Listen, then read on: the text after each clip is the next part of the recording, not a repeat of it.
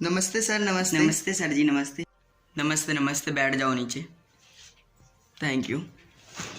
आपको क्या बताऊं मैं आपके लड़के के बारे में। आपका लड़का बहुत ही ज़्यादा शैतान है। मेरा तो सिर चकराता है, इसे कैसे मैं हैंडल करता हूँ वो मुझे ही पता है। आपका लड़का बहुत शैतान है, पूरे दिन क्लास में शैतानी करता रहता है। सर मैं मान ही नहीं सकता मेरा बच्चा शैतानी करे।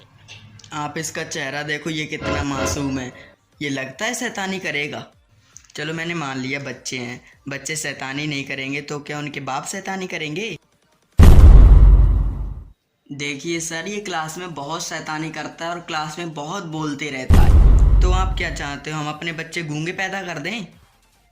बच्चा है, कोई मनमोहन सिंह थोड़ी ना जो चुप रहेगा। बच्चे हैं, बोलेंगे ही। सर आप ना बच्चे की साइड मत लीजिए, उसको एक का आंसर भी नहीं आता। ले ये सुनो, अब एक का आंसर नहीं आता तो और बाकियों के तो आते हैं ना सबके आंसर, सिर्फ एक का ही नहीं आता है। बस इसीलिए आपने हमको बुलाया है यहाँ पर पेरेंट्स टीचर मीटिंग में।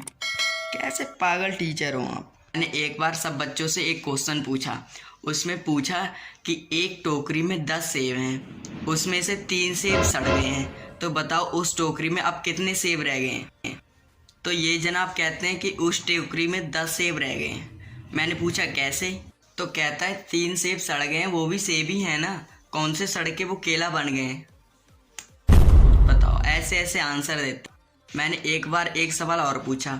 मैंने कहा कि तुम्हारी पैंट की एक जेब में 1000 रुपये हैं और दूसरे भी जेब में अगर 1000 रुपये होते तो तुम क्या महसूस करते, क्या सोचते? तो पता है ये क्या कहता है? ये कहता है मैं सोचूंगा कि कहीं मैं अपने पापा की पैंट तो नहीं पहन के आ गया। बताओ।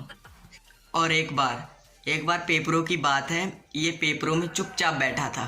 तब मैंने इससे पूछा कि चुपचाप क्यों बैठे हो, क्या पेन भूल गए हो, पेंसिल भूल गए हो? मैं बहुत देर तक ऐसे पूछते रहा इससे, इसने कुछ जवाब नहीं दिया। बाद में उठा और कहता चुप कर जा मेरे बाप, क्यों इतनी देर से बोले जा रहा है? कहता है इधर मैं गलत सब्जेक्ट की पर्चियाँ ले आया हूँ और तुझे पेन पेंसिल की आग लगी है। ये ऐसे बोलता है। तुम ही बताओ, ये घर से कुछ याद करके नहीं आता है?